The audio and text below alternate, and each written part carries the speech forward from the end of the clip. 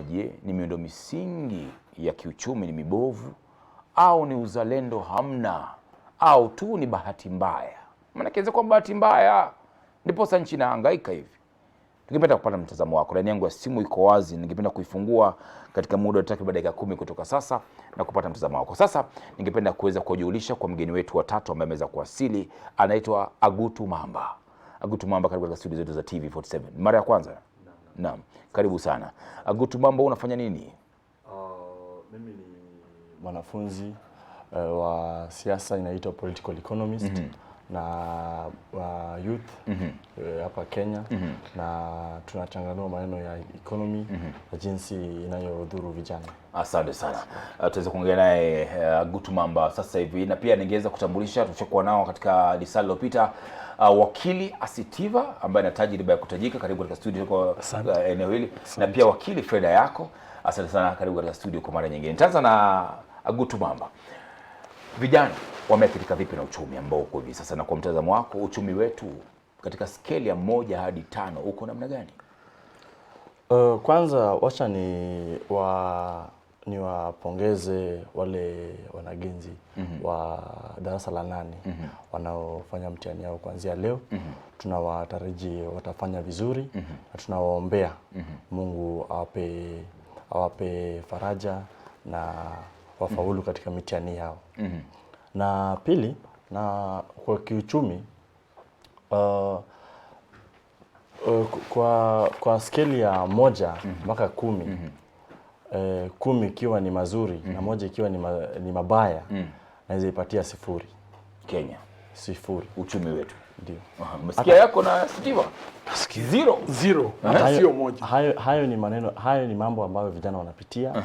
Na mimi nimeona kwa marafiki zangu, nimeona kwa nikija hapa nimeona, na ni ya kusikitisha mno, ni vibaya sana na ni kilio kila mahali. Yeah. I tell you, mtazamaji, hii ni TV47 na Sitiva, upande wa kwako, what is the problem with the economy, wakili? Nini mbaya? What is not going right? Nakubaliana na mchambuzi mwenzangu. Lakini najua kidogo ni kijana na kwa emotional, singe 0 itamaanisha kwamba uchumi nchi imeenda kabisa. No. Sababu hata Somalia ambayo kidogo bado tunaweza kuipatia 3, 2.5, 3. Lakini shida kabisa kwa upande wangu bwana Oladipo, kuna shida 2 ama 3. 1, sera yetu ni mbaya. Policy. Ufisadi umekithiri kabisa. Kila mradi ambao kidogo ungezalisha umeenda chini. Gharama kulalu. Sasa hizi tunaongea mambo ya multi-billion. Hizi dams za Kimwaren na ni pesa imelipwa, hakuna kitu. Those are projects that will have generated employment, food. Tulitaja katika kipindi cha kwanza kwamba kidogo ile mambo ya kuleta mahindi kutoka nje. Whether we imported maize or not, it doesn't make much difference for Kenya, because the imported maize will still be cheaper than the locally produced maize. Ile gharama ya uzalishaji iko juu sana. Things we should be asking ourselves. We cannot attract any investors in the country. People are packing. Ukipita industrial area, amesema ukweli kabisa. Kila kiwanda ni kufunga kinafunga. Wanasema afadhali waende Uganda watengeneze huko wauze hapa, they'll be making money. Kiwanda cha kutengeneza magurudumu ya magari kile tulikuwa nacho hapa Kenya, walihama nafikiri walipeleka India, yana. Kilihamishwa, and many others. So ufisadi, sera mbaya, muundo msingi mbaya. Priorities, unajiuliza, most projects zetu ziko driven na ile tunaita need, kwamba huu mradi unahitajika. Ni kwamba Oladipo ama Sitiva atapata kinua mgongo kiasi gani, lete huo mradi. That's how we are driven. Let's face it, and I'm not ashamed to say, Kenya, we've been living a lie, especially the young people. It's a high time they came out and said no. Viongozi, mimi wakati tulipata uongozi wakati huwa mwaka wa 13, Uhuru Kenyatta na Mheshimiwa Ruto, nikaona ni kidogo ni vijana, mwelekeo wa nchi utabadilika. So what does it happen to these young men sitting here? Wakati tunaona watu miaka 70 ndio wanazungushwa kazini. What message are you sending to them? Are you telling them they are totally hopeless, hawezi chochote? So it has reached a time where I can tell you, maybe this country needs a revolution. That's the only thing. Because we seem to be having a leadership which is totally insensitive. I don't find any sense how the head of state can take a jet paying 1.5 million shillings per hour. When that journey would have made on a more economical, what you mentioned here, are those not public resources? Yeah, how much money has been lost in Kula? The Israeli government said that's the only project they've been involved in that has failed. Why did it fail? Corruption. It was hyped, Garana, tutakuwa na mahindi, tutazalisha, it went down the drain. So these are affecting young people. We are here making a lot of noise about a lot of universities. Hapa Central sijui ni 20. Anzia Murang'a University, Machakos, Embu University, Karatina University. All these, Professor Magoa says, they are within a radius of 60 kilometers. Duplicating programs, which you ask yourself, does it make sense to this country? Where are we headed? Jiulize kwamba katika miaka ya 80, uchumi wetu na nchi ya South Korea ulikuwa pamoja. The GDP, Singapore, a port state, Singapore, one of the highest GDPs in the world, income per capita, sorry. Singapore has one of the highest. Even the standard of living of their citizens. Singapore is a seaport, it has nothing. No. Nimalizie kidogo. No. Nchi ya Japan ambayo tunajivunia zote. Japan has nothing. They import steel, manufacture the vehicles and sell them. Japan haina mashamba kama tuko nayo. Sasa sisi hapa, Israeli yenyewe ambayo inatuuzia chakula hapa. Ni jangwa, is a desert. So kama Garissa wajia. Exactly. Yeah. Tujiulize ni nini, what is it that we are not doing right? And the leadership of this country, we are doing. Zuia hapo wakili Asitiva, mtazamaji wa TV47. Hii ni TV47 Macheo. Katika muda usio mrefu tunaungana na mwenzangu Corazon Safana akiwa upande wa pili wa studio. Anipatie mtazamo wake na pia kama anaweza aweze kunipatia tu watu wanasema nini katika mitandao asubuhi hii ya leo. Hapa TV47. Fred Ayako, maoni yako ni vipi katika swala hili ambalo ni zito zaidi? Ni ukweli ni uchumi ni mbaya na uchumi umeathiriwa na naweza sema ni 4 factors. Kuna ile kitu inaitwa kiwango cha riba, interest caps. Imeathiri uchumi kwa huu njia. Hata nieleze. Unaona serikali ilintroduce interest low caps kusaidia mwananchi wa kawaida kwenda kupata mkopo katika benki. Lakini serikali walipogundua ya kwamba kuna mkopo ni bei nafuu katika wanaweza pata mkopo kwa bei nafuu, walikuja wakaanza kukopa humu nchini ambayo inaitwa domestic borrowing. Sasa benki mingi wanaamini serikali kuliko mwananchi wa kawaida kwa sababu serikali iko na uwezo wa kulipa zaidi. Na pia wale ambao wako katika treasury na wale viongozi wa nchi wako na interest katika hizi banks. Sasa ni heri wakope katika banks ndio wapate, ni ile njia ya kibinafsi ndio wapate faida. Hiyo imekithiri uchumi wa nchi. Jambo la pili ni power cost. Bei ya umeme. Unakuta kwamba Kenya tuko na one of the most expensive power rates in the world. Na hatuoni kwa nini Kenya Power na Kenyan hawatuelezi ni mbona tuko na very expensive power. Ukiangalia nchi saizi tunauziwa 17 shillings per kilowatt. Na ukienda Egypt ni 9 shillings per kilowatt. Majirani wetu Tanzania ni 12 shillings per kilowatt. Na ukiangalia uwekezaji katika sekta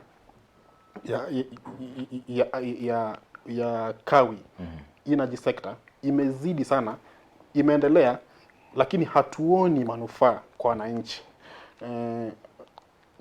Acha nikuhusishie Energy Act. Energy Act nasema ya kwamba tunafaa tusikuwe na monopoly katika power supply, lakini bado tunaona ile monopoly. Hii inamaanisha nini? Inamaanisha kwamba kuna viongozi ambao wamewekeza katika sekta ya kawi ambao hawataki wawekezaji wengine wa kibinafsi wajihusishe, ndio maana kukuwe na ile competition ambayo itarudisha bei ya kawi chini. Ametaja kitu kimoja muhimu sana ambacho amesema kuhusiana na uwekezaji. There's one golden rule in any government structure all over the world. And the best advised policy is never, once you're in government, don't trade with the government. Yeah. Usifanye biashara na government. Wewe uko serikali, usifanye biashara na serikali. But Kenya tumepuuza to an extent kwamba how many of our leaders in government today wako ndio shareholders, ndio wakuu wa kampuni ambazo zinafanya kazi na serikali. Kwa hivyo inakuwa very obvious kwamba viongozi hawa lazima katika njia moja au nyingine wajinufaishe, manake they are the shareholders of this company, they are the owners of these companies. That's why government inafanya biashara na kampuni ambazo wao wenyewe wa government ndio members, ndio biggest, ndio owners of hizi kampuni. In an extent inapeleka uchumi juu, lakini yote 9-10 mmetaja power. Asitivo ametaja masuala mengi zaidi kuhusiana na jambo zima la uchumi wa taifa Kenya. Lakini kuna kitu kimoja. There is one underlying factor. Energy, umetaja energy.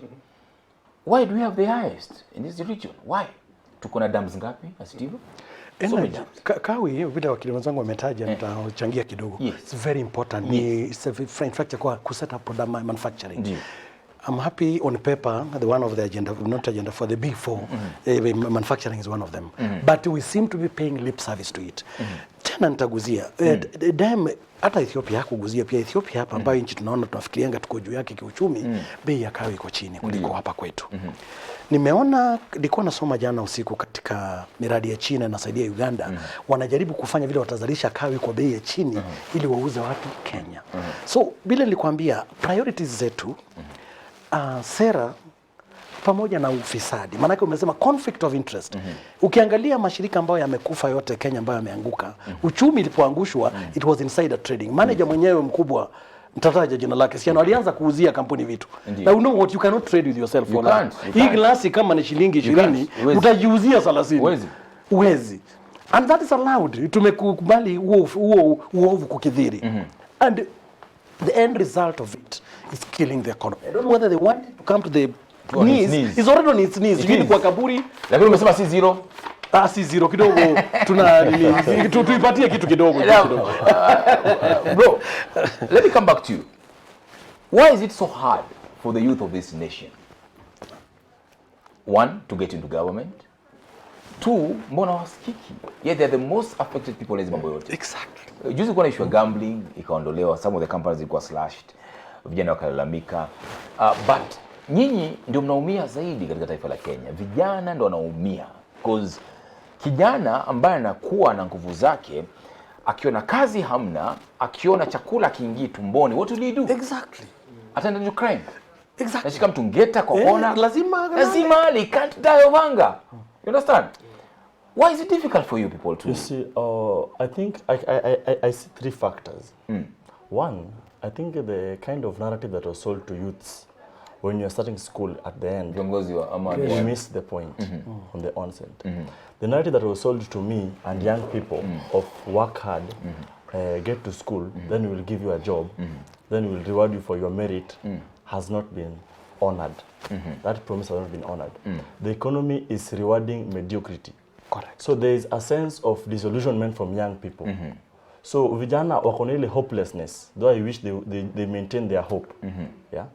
Then number two, even I don't see hope in actually looking for jobs even in government, because the way the system is right now is about those relationships and connections that you have to get the government and the tribes. Yeah. So if I am to encourage a young person to actually make it right now in this country, the only way out now is talent. Talent is the only thing that you can break it out right now. Talent. Because talent and maybe using social media and the likes. Yeah. So I think the only place you are missing the point, if young people can actually go to entrepreneurship and maximize on their talents, because I was reading a book by Adam Smith, Wealth of Nations. He says that nobody lacks talent. It's only that we overlook them because we think it will not earn us as much as we may desire. So if young people can actually maximize on the talents and see how they can sell it out, because if a young person is to do business here in this country or even in Nairobi, I want to assure you, I've seen young startups who are being stabbed in CBD na Kanjo. This is a startup, ana stall, ana kibanda, but he's being attacked. And imagine he's trying to actually start up and jumpstart the business. Yeah. So, but we must also look at the aspect of CRB that is also a buffer to young people accessing credit. Because kijana 22 years ukimwa kwa CRB, na loan ya shilingi 200 pesa ama mkopa. Ameingizwa CRB, umemlemaza for life. Na hiyo shilingi 200 alichukua nunue nayo unga kwa nyumba na kwa CRB, and you know he has a very excellent idea, but he cannot jumpstart it. He can't access funds. So I think as a country, we must weigh on what are our priorities. Will we lock our young people with brilliant ideas on a list instead of allowing them to spar with their ideas that will actually transform the economy. We must make access very There was a suggestion the other day, wale ambao wame default loans za HELB kwa CRB. Yeah. Which ambapo was a very stupid, was a crazy stupid, idea. it's a crazy Because hii idea. ni loan ya masomo. Wacha nje kwa yako. Why, mbona kama taifa la Kenya tumekuwa na terms mbili very mingi kuwa vile anavyosema kwa tunaambiwa tusome tutapata kazi nzuri. Someni vijana mtapata uwepi. Ndio? Mwisho wa kusoma mtapata kazi nzuri. Mtapata kazi nzuri sana. It's a fallacy, ni uongo. Maanake tumemaliza kusoma, ndio wengine wamebahatika kupata kazi, but yet tulikuwa tuna instill katika akili za vijana kwamba kusoma kazi nzuri. We fail to tell the youth kwamba you can be an entrepreneur. Yeah. You can be in business. Yeah. You understand? But now tuko na businessmen, but there's a new league of businessmen called tenderpreneurs. Tenderpreneurship. Mbona kama taifa tenderpreneurship imekuwa more lucrative? Is it a sign kwamba the government is rotten? Ayako. Kwa kauli yangu umesema kwa ndugu yangu hapa alisema vijana walidanganywa hapo awali. Ndio maana walidanganywa wasome lakini sasa hawapati kazi. Nakubaliana na yeye. Lakini tuseme kwa kwamba uchumi wa Kenya imegrow. Tuseme imegrow, lakini hiyo growth ijakuwa reflected to the common mwananchi. Mwananchi wa kawaida I feel. Lakini kuna a certain clique of people at the top wenye wanafaidika. Na ni kwa nini? Nilisikiana zile factors ambazo zimesababisha uchumi wa Kenya kudorora na nilisahau kuongezea high taxes. Unajua Kenya tumekuwa tukiongeza taxes each and every year. Unakuta waziri wa fedha akisoma bajeti kila mwaka anaongeza tax badala ya kupunguza. Unajua you can't review tax upwards, you review downwards or you maintain the standard. Kwa sababu kama watu hawana mapato na unaongeza tax, hiyo ni kuumiza uchumi. Na nikirudi katika swala lako ambayo ulisema kwamba kuna tenderpreneurs na kuna entrepreneurs na tenderpreneurs.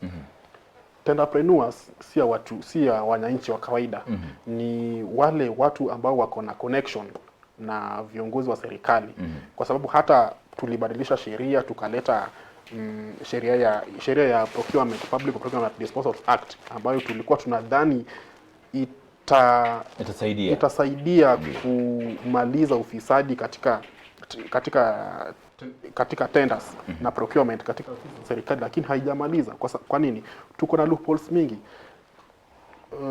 Unakuta mtu ana register mtu kama wale viongozi wa county na hata wale wa serikali kuu wanaregister kampuni na bado hizo kampuni wakutrade na county government ama serikali. Hapo tuko na shida.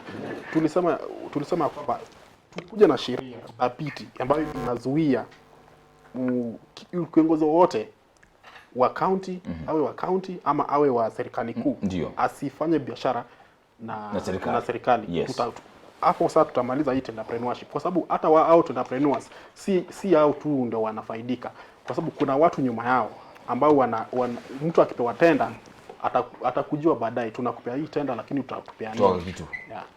So the cost of government becomes more expensive, Sitiba. Yes, nikiongezea kidogo katika masuala ambayo wenzangu wametaja. Ametaja kwamba vijana wa talent were developed, which is really the way to go. It will be a fallacy for us to expect kwamba serikali itatangaza sehemu za kazi chukue vijana wote. But the basic question is, nilikuwa nasoma report ya World Bank current. Our economy needs to generate 1 million tangible jobs. Sio zile za ukora tunaambiwa vijana wameenda kusukuma takataka huko River Road, tunaambiwa ni kazi. No, 1 million tangible jobs that go with that. It's not creating that. Even those existing are shrinking. But the issue is where I want to touch on to his point is, are we providing an enabling environment for these young people too? Tunawapatia, amesema kijana wa River Road anajaribu, amechukua, it's number one from economics I read, it's wrong to borrow to eat. Nitakana tukichukua mkopo hata as a personal label una invest ndio uzalishe, ili at the end of the day you pay back to wakili yako na iwe imekutoa. Sometimes inabidi inabidi ukule kwa sababu kama una kitu. So the issue is the government is failing in providing enabling environment. Wakatuambia kwamba tenda zitapewa youth. Who became the youth? Wale wazee kama mimi ndio walienda wakatengeneza kampuni wakakuja wakachukua hizo tenda zote. So imekuwa ni shida, we in a vicious circle. Sawa. Unasimama. Ningependa kulink na Corazon, lakini pengine nikupe fursa uweze kumalizia. Dakika moja tu. Ilikuwa nataka kulink na kitu itaja katika gazeti leo la Standard. Ndio. Kwa sababu ya nini? Kwamba the government is trying to cripple the judiciary. Nafikiria sijui kama nile tuliatua revisiting wamekataa ku appoint the 41 judges. 41 judges, the cost, if you check yesterday's paper, it cost 25 million shillings for commissioners to hire those judges. When whole this process was going on, the president is represented by the Attorney General. He has 2 commissioners na JSC. And that's the time when anybody who has advanced information kwa jaji yote angepeana kwa ile, hangepewa yale majina, hayangepewa the next level. Besides that, the law is very clear. Majina yakishafika kwa rais, his function is ceremonial. Period. Hakuna tena kuwachuja. He can appoint, and then appoint a commission immediately, ianze kuwachunguza. And then we ask ourselves, does the right hand in this country know what the left hand is doing? Why do we spend all that taxpayers' money? To me, 25 million to the youth in some small project somewhere in 5-6 counties. Say kila county milioni 5 na hizo pesa zitumike kwa njia ya uwajibikaji. Even our class 8 wale wanafanya mtihani leo na wasiwe na bahati ya kuendelea watapata njia ya kuzijalisha. It doesn't mean that all of us must go through university. It doesn't mean some of our biggest entrepreneurs who has done very well globally, not even in Kenya, I don't want to name names, didn't go. Talent is the thing. Kila mtoto anapozaliwa na kipawa fulani ambacho kinatakana kifanye ni kiimarishwe. So the issue is when you cripple judiciary, the arms of government ni kama yale magurudumu kwenye nini. Unapojaribu kulemaza moja, the whole system collapses. It collapses indeed. Maraka told them they can call a referendum and they do away the judiciary if they think they can survive. Hii ni TV47 macheo bila hisia kali zake wakili Asitima. Corazon, niko nayo upande wa pili wa studio na Corazon, ningependa utupatie picha na taswira alafu uweze kuchukua ualike simu, lakini kwanza nipatie picha na taswira ya mama ambaye yuko mashinani. Corazon, umelelewa katika maisha yale, naweza sema pia maisha yale mwananchi wa kawaida akianza. Unajua struggles za mamako walipitia, mimi najua struggle ambazo mamangu walipitia. Pengine tu upate mtazamaji decisions ambazo mwanamke anakuwa nazo na shilingi 200 ama 300 kwa siku ama hata 100 kwa siku. What she does ama what she does do. Ndio uelezee vile uchumi huko na uko mbaya hivi sasa nchini Kenya. Shukrani sana Sudhai Soladi na wenzangu wachanganuzi ambao mko upande wa pili, mmefanya kazi nzuri sana. Mtazamaji, tuko tayari sasa kupokea simu zako moja kwa moja. Unaweza kutumia nambari ya simu iliyoko pale chini uweze nawe kupeperusha maoni yako hewani moja kwa moja. Oladipo, sina wakati mwingi, hivyo basi nitajaribu kwa muda mfupi sana sekunde chache sana. Taswira ya mtu ama Mkenya wa kawaida, haswa mama hata baba ambaye yuko pale nyumbani, ni kwamba ana rasilimali zake chache katika mazingira yake. Kama ni kashamba kadogo, ni kashamba ambapo ameweza kulima mahindi, ameweza kulima maharagwe, ameweza kulima sukuma wiki, na anaweza kwenda shambani kuweza kuvuna kidogo angalau akaja akala. Wengine wana bahati, wana ardhi visehemu vikubwa, wakaweza kulima na kupalilia na kuweza kupata mapato. Kisha kunao wengine ambao wana mifugo. Kwamba yule mtu ana mbuzi mmoja, mbuzi wawili, ama angalau ana ng'ombe mmoja, wawili, watatu, ama hata ngamia. Na tena kuna wale watu ambao wako katika sehemu ambazo ukulima wa aina fulani unafanya vema zaidi. Kwa mfano ninakotoka mimi, ingawaje sikuweza kupata nafasi ya kushirikiana nao sana, nilikuwa naona kwamba kuna viazi vitamu, Rabuon, ambapo wanawake wanapoenda kuvuna wanavuna magunia makubwa, magunia mengi sana, wanapeleka pale barabarani. Ndiyo. Lakini sikuona kana kwamba kulikuwa na soko pale barabarani, kwa sababu kila mtu ambaye yuko katika eneo lile pia amevuna viazi vitamu. Kisha kwa maoni yangu, Sudhai na wenzangu, ni kwamba katika kila eneo la nchi angalau kuna jambo ambalo linaweza kubadilishwa ama kuzidishwa, likawa ni jambo la kuleta kusaidia ama kujenga kiuchumi watu ambao wako pale. Mwenzangu aliweza kuzungumza juu ya talanta. Eneo kama Kisumu, na natumia haya kwa sababu ni yale ambayo nimeshirikiana nayo. Kuna watu ambao wana talanta ya kuigiza. na wamefanya kujiweka pamoja na wanafanya maigizo, lakini hamna watu wa kwenda kutazama yale maigizo. Kwa sababu gani? Wanapokwenda kutazama wanahitajika kulipa angalau pesa kidogo, ili wale ambao wamefanya kuandaa yale maigizo na waweze kujipa mapato kutumia talanta, lakini hawana uwezo kiuchumi ya kugharamia mambo ambayo si ya msingi kama vile chakula na kitanda. Asante sana Corazon Safan. Mtazamaji, kutokana na muda nafahamishwa tutaweza kuchukua simu zako, tuweze tukumaliza tu kwa sasa, lakini nichukue kauli zenu za mwisho, maana tunakuingia katika awamu ya sarafu na biashara upande wa pili, ambao Corazon Safan ataweza kutuandalia sehemu hiyo. Naam. Usisahau kuchukua kauli ya wenzangu kuhusiana na yale ambayo nimesema. Kabisa, ndio nataka kupatia fursa. Unajua huyu dada anakuwa wanasemaga mwanasheria mkuu. Ingekuwa si mtangazaji, ingekuwa ni Tony.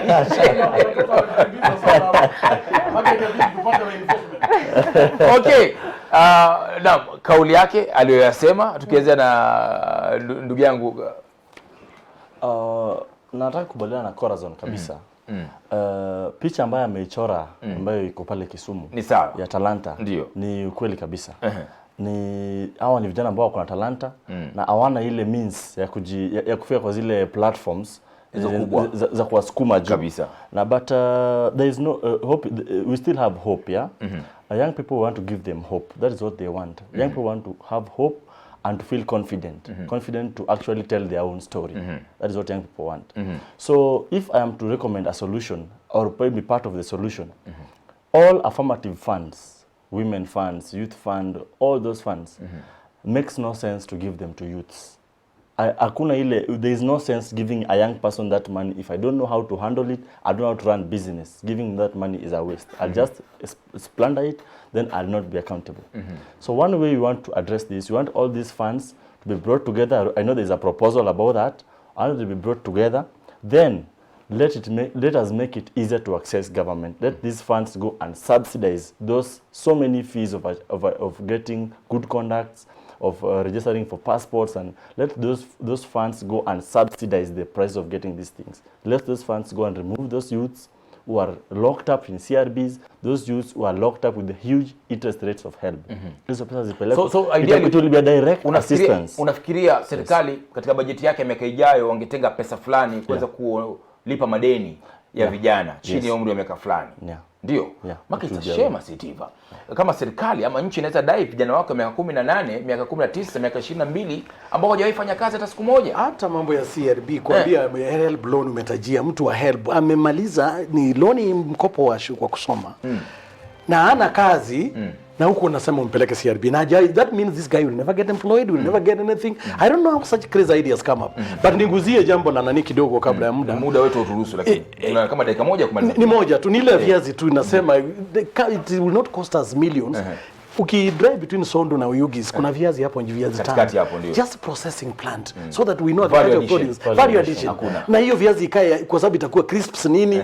Surely does that require rocket science? I tell you. No. I leave it there. Wakati umeisha, lakini kauli yake hiyo kwamba basi what are we supposed to be paying attention to? No. Is it poverty reduction, kumaliza ama kupunguza umaskini, ama wealth creation? Wakati ambao tunapaza sauti na tunatoa wito kwa serikali, tunafaa kuitisha serikali ifanye vipi ili kubadilisha hali ya uchumi, kuweza kuangalia jinsi ya kuzidisha yale ambayo tayari yapo katika rasilimali ama vikapu vya rasilimali vya mwananchi, ama kupunguza umaskini. Swali kubwa hilo. I tell you, utanijibu vipi yako tukimalizia? Kwa kauli ya Corazon naweza sema acha nirudie mambo ya viazi. Lakini dakika moja tu, maana bado umefanya toke sasa hivi. Sawa. Homa Bay iko na county government. Sasa tunafaa tuulize county government ya Homa Bay wanajihusisha wamechukulia hili mambo ya viazi namna gani? Wako na mipango ya kuleta zile processing plants to add value to potatoes. Tunafaa tuwaulize. Na nikisema kauli ya wealth creation na poverty reduction, tunafaa jambo la kwanza ni wealth creation. Wealth creation policies za wealth creation, tukitengeneza infrastructures in this country, barabara, miundo msingi ziwe sawa, hiyo ni wealth creation. It trickle down, tukuja na policy na trickle down to the common wananchi, tuta reduce poverty. Lakini kwa sasa hatuna namna ya kureduce poverty kama tuna industries. kukiwa na vibrant manufacturing industry, poverty will So reduce. key nafikiri nyote mmekuwa kwamba empowerment. Tuweze Yeah. kuempower watu through various channels, value addition, wealth creation, mambo kama yale. Sana kuweza kushiriki nasi siku, wageni wangu wote nimeshukuru sana kuweza kufika katika studio zetu siku ya leo. Definitely we'll be calling you back again bro Asante sana. Mtazamaji, basi ningependa kupeleka upande wa pili wa studio ambako Corazon Safan yuko standby tayari kuweza kupatia awamu ya leo ya sarafu na biashara. Nimekuwa kwa Sudhei Solaripo. Na shukrani sana Sudhei Solaripo, shukrani sana mtazamaji kwa kukumbatia TV47 Macheo hadi sasa hivi. Usiende mbali, tunarejea tukiangazia masuala ya riba.